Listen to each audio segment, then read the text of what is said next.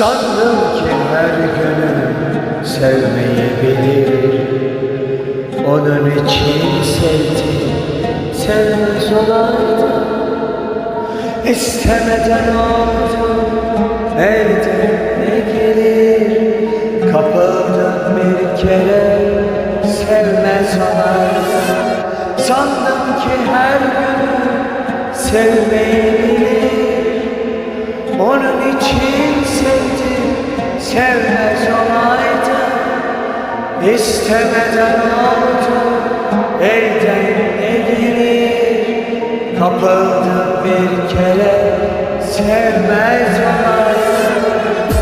Gözlerime doldu, sanki gözlerim ruhumu ısıttı, sanki sözlerim bir sıcak yuvaydı, bütün özledim. Onun için sevdim, sevmez olaydım.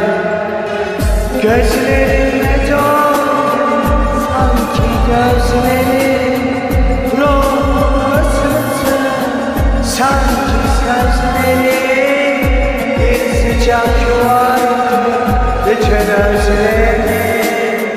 Onun için sevdim, sevmez olaydım. İncindim, kırıldım, dillere düştüm.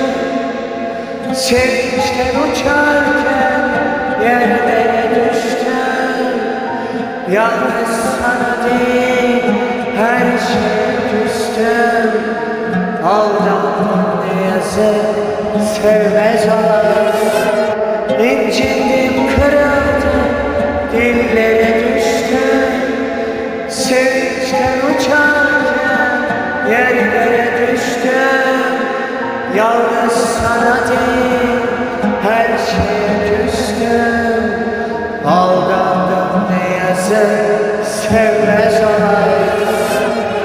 Gözlerime doldu, sanki gözlerim ruhumu ısıttı, sanki sözleri bir sıcak yuvaydı, bütün özledim. Onun için sevdim, sevmez olaydım.